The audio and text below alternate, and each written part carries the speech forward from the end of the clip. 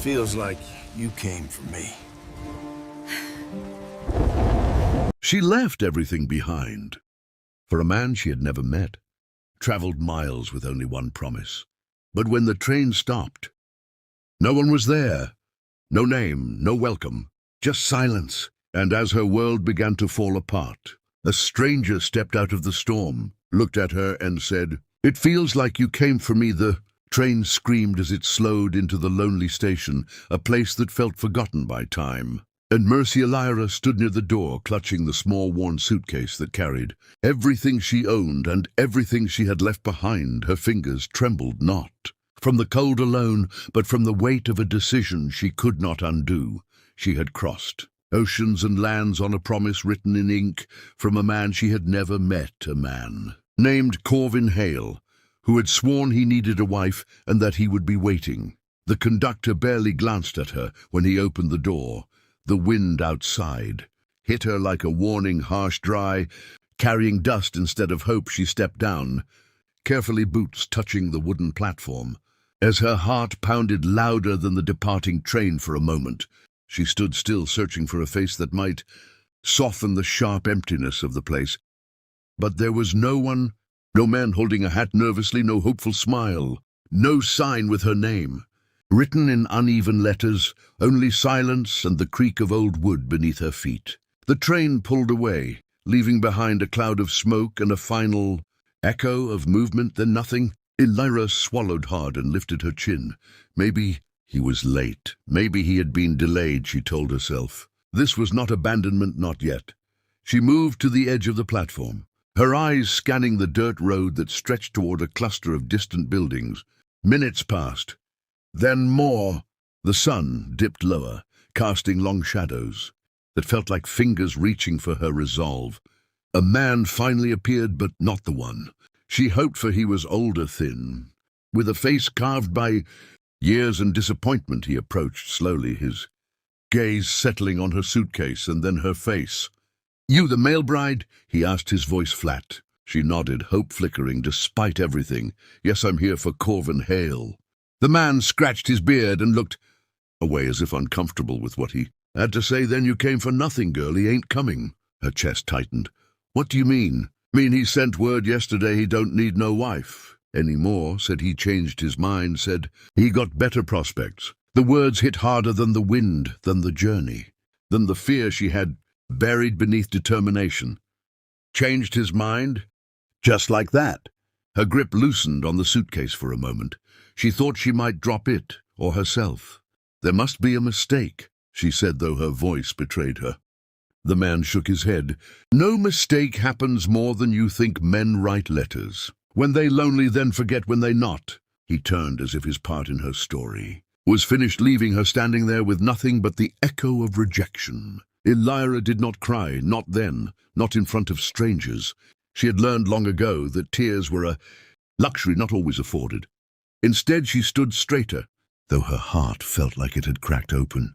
She looked toward the road again, but this time there was no expectation, only a question of what came next. And that was when she saw him. He was not rushing, not searching. He walked with a steady, unbothered pace, boots kicking up dust, hat low over his eyes. A man who belonged to the land in a way she never would. He stopped when he noticed her standing. Alone, his gaze lingered longer than politeness required, as if he were trying to understand something unseen. Elira looked away first, unsure what to do with the weight of a stranger's attention. "You waiting on someone?" he asked, his voice deep, calm, like distant thunder. She hesitated, then forced the truth out. "No one is coming." Something in her tone must have told him more than the words did, because he stepped closer. Not too close, but enough that she could see the lines around. His eyes, the quiet strength in his stance. "Mail order," he said, not as a question. "Yes." He nodded once as if confirming a suspicion, then looked down the empty road and back at her. "You got anywhere to go?" "No." The word felt heavier than anything she had carried across the ocean. He exhaled slowly, then removed his hat, running a hand through his dark hair as though weighing something important. "Name is Rowan Drake," he said. She nodded, unsure why it mattered. Then he said the words that would change everything.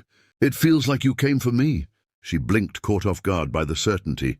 In his tone, by the strange warmth behind it. "I didn't," she said quickly. "I mean, I was meant for someone else." Rowan tilted his head. "Maybe you were meant for what happened instead." She stared at him, unsure whether to be offended or comforted. He didn't look like a man who spoke lightly. There was something grounded about him, something steady. "You can stay here," he added finally. "This place ain't kind to people. Alone, especially not someone like you. Someone like me." He gestured vaguely, someone new. Elira hesitated. Every instinct told her to be cautious. Did not trust too easily, but what choice did she have? The man she came for had discarded her before even meeting her, and the world around her was vast and indifferent. Rowan seemed to sense her conflict. "You don't owe me anything," he said. "I got a ranch few miles out, got space, need help, truth. Be told, and you need somewhere to be, we can call it even." His honesty disarmed her more than any charm could have. She looked down at her suitcase, then back at him. "And if I say no?" He shrugged. "Then you stay here till someone else comes, or till you figure something out." The simplicity of his answer made the decision clearer than any persuasion could. She took a breath, then nodded slowly. "All right." A faint, almost invisible smile touched his lips. "Come on." Then he said, turning toward the road, and just like that, her life shifted again, not toward the promise she had followed across the world, but towards something unknown, something that felt strangely like it might matter more. As they walked side by side into the fading light, Elira realized that sometimes rejection was not an ending but a redirection, and though she did not yet understand it, the path she had been forced onto was leading her somewhere she had never dared to imagine. The ranch was not what Elira expected. It was not grand nor welcoming in the way stories described, but it stood strong against the wind and time. A place built from effort rather than dreams. The land stretched wide under a sky that seemed endless, and for the first time since stepping off the train, she felt something unfamiliar, not quite peace, but something close. Rowan did not speak much on the way there, and she did not press him. Silence settled between them, not uncomfortable, just present, like a shared understanding that words would come when needed. When they arrived, he showed her the small room. She could use simple clean with a narrow bed and a window that faced the open fields. "You can stay as long as you need," he said, "just help where you can." She nodded, grateful, though the word felt too small for what she meant. The days that followed were hard but honest. Elira learned quickly how to work the land, how to wake before the sun and keep moving until it disappeared again. She burned, her hands struggled with tasks she had never imagined doing, but she did not complain. Each ache felt like proof that she was still moving forward.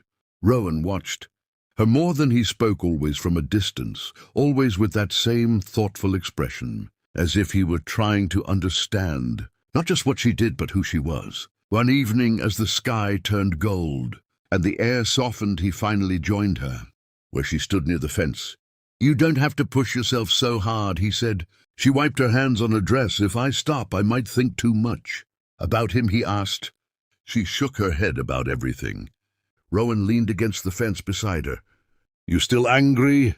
She considered the question, then answered, "Honestly, no, just empty where the anger should be." He nodded like he understood. "You deserve better than what he did." She looked at him, then her gaze steady. "I don't even know what better looks like." Rowan hesitated, then said quietly, "Maybe it's not something you recognize right away." Their eyes met, and for a moment the world seemed to pause. Something shifted then, something unspoken but undeniable. Time passed, and with it the emptiness inside her began to change. It did not disappear, but it softened, filled slowly by small moments. Shared laughter that came unexpectedly, quiet conversations under the stars, the way Rowan always made sure she had what she needed without ever making her feel like a burden. One night a storm rolled in, fierce and sudden. The wind howled against the house, and the rain came down like it meant to wash everything away. Elira stood by the window watching the chaos outside, when a loud crack of thunder startled her, and without thinking, she stepped back only to find Rowan standing behind her. "You all right?" he asked. She nodded, though her heart raced. "Storm won't last," he said gently. She looked at him, really looked at him, and in That moment she realized something that both terrified and steadied her. She was no longer waiting for someone else. She was already where she needed to be. "Why did you say that?" she asked suddenly. "Say what? That it felt like I came for you?" Rowan was quiet for a long moment. Then he spoke, not looking away, "Because when I saw you standing there, alone, it didn't feel like chance. It felt like something was putting you right where you were meant to be, and maybe me too." Her breath caught. "You barely knew me.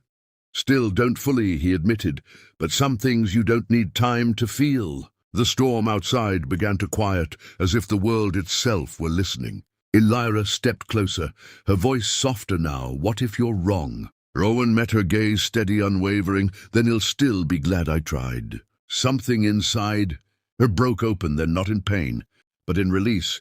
The walls she had built from disappointment and fear began to fall. And for the first time since she left everything behind, she allowed herself to choose, not out of desperation, not out of obligation, but out of something real. "I'm glad too," she said. The words were simple, but they carried everything. Rowan reached for her hand, slowly giving her time to pull away, but she did not. Their fingers intertwined, and in that quiet moment, the past lost its hold. Days turned into weeks, and the ranch became more than a place. It became a home, not because it was perfect, but because it was theirs to shape together.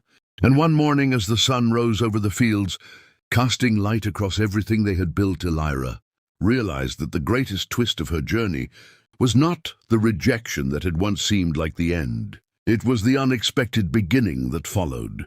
She had not come for Rowan, but somehow she had always been meant to find him. And in that truth, she finally felt something stronger than fear, stronger than doubt. She felt chosen. And this time she chose back.